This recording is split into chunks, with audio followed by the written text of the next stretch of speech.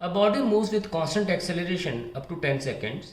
It travels a distance s1 in first 5 seconds and a distance s2 in next 5 seconds. तो first 5 seconds यानी कि body rest पर लेनी चाहिए हमें, क्योंकि मोशन शुरुआत से हो रहा है। और पहले 5 सेकेंड में मान लीजिए बॉडी s1 डिस्टेंस ट्रैवल करती है और अगले 5 सेकेंड में बॉडी s2 डिस्टेंस ट्रैवल करती है। अब आप ये सोच रहे होंगे मैंने s2 बढ़ा के बनाया। देखिए बॉडी लगातार एक्सेलरेट कर रही है, तो वो पहले 5 सेकंड में जितना ट्रैवल करेगी डिस्टेंस अगले 5 सेकंड में उससे ज़्यादा ही करेगी, क्योंकि बॉडी की वेलोसिटी यहाँ पर बढ़ जाती है। यानी कि यहाँ वेलोसिटी 0 है, यहाँ मान लीजिए u हो जाती है और यहाँ फाइनली v हो जाती है। तो जो मोशन वो u से v वेलोसिटी करने में करता है उसमें ऑब्वियसली डिस्टेंस कम ट्रैवल होगा इन कंपेरिजन टू जब वो अपना वेलोसिटी u से v करता है, because the motion is continuously accelerating by some acceleration a। ध्यान रखिए इस बात का। तो पहले s1 अकॉर्डिंग टू क्वेश्चन क्या कहा जा रहा है कि s1 distance travelled in first 5 seconds half, क्योंकि हम अगर ut भी रखना चाहें ut plus half at square तो इनिशियल वेलोसिटी 0 है। So we can write s1 is equals to half a और ये 5 का स्क्वायर।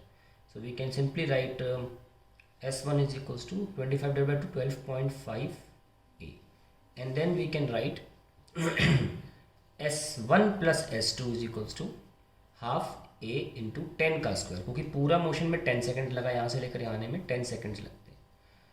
ये भी सोच रहे होंगे आप, सर आपने पूरा s1 प्लस s2 इस बार क्यों लिया? क्योंकि अगर आप सिर्फ s2 लेंगे तो आपको ये वेलोसिटी की जानकारी होनी चाहिए, फिर आपको यहाँ ut 0 नहीं रख पाओगे। ऐसा करने से हमें एक फ़ायदा मिलता है कि हम दोबारा u को 0 रख सकते हैं, क्योंकि हम मोशन को इस बार भी स्टार्टिंग से लेके चल रहे हैं। कई बार ऐसा करना पड़ता है, तो ऐसा करने से फ़ायदा ये हुआ कि हमें u नहीं रखना पड़ा। खैर s1 प्लस s2 कितना हुआ? हाफ a इंटू 100, तो we get 50a। Okay, so s1 plus s2 is equals to 50 और ये s1 कितना है? 12.5a।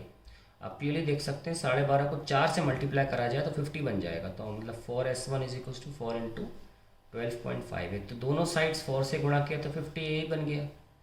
तो हम 50a को रिप्लेस कर सकते हैं, ये a हटा दो, 50a को रिप्लेस कर सकते हैं by 4s1। So we can simply see that it is 3s1। So that is the final answer and C is the correct option. अब एक मेथड 2 भी ले सकते हैं हम, ग्राफ के मेथड से भी कर सकते हैं इस क्वेश्चन को। ध्यान से देखिएगा कि ये हमारा वेलोसिटी का और टाइम का ग्राफ है, क्योंकि जब भी एक्सीलरेटेड मोशन होगा जब तक बोला ना जाए हमें वीटी ग्राफ ही बनाना चाहिए। तो फ्रेम में आ रहा है होप? हाँ। तो 0 से स्टार्ट होगा और पहले 5 सेकंड, क्योंकि एक्सेलरेशन ग्राफ तो ऐसे ही बनता है, टेढ़ा और सीधी रेखा, और उसमें पहले 5 सेकंड में s1 डिस्टेंस ट्रैवल होता है और अगले 5 सेकंड में जो कि ट्रपीजियम का शेप ले लिया है, सिर्फ इतना पोर्शन, वो s2 है।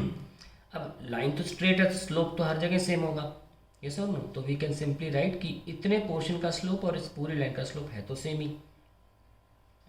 और हम ये लिख सकते हैं कि मान लीजिए कि 5 सेकंड के बाद वेलोसिटी हो जाती है v1 और 10वें सेकंड के बाद फाइनली वेलोसिटी हो जाती है v2।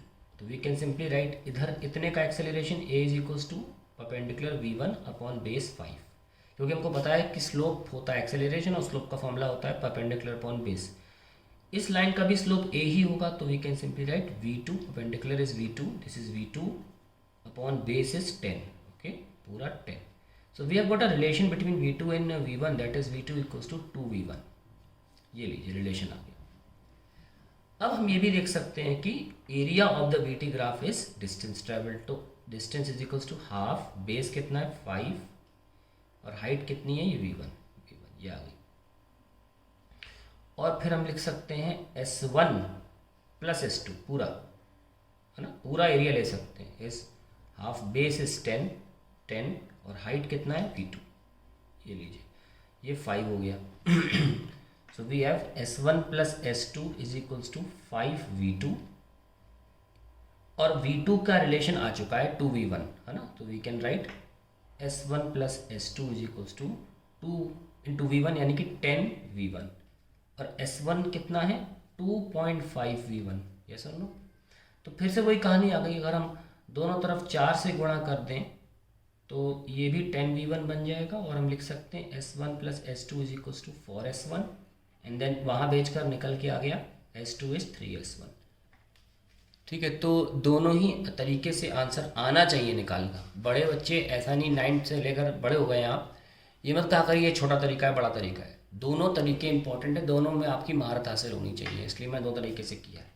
That is the correct way of solving both the methods.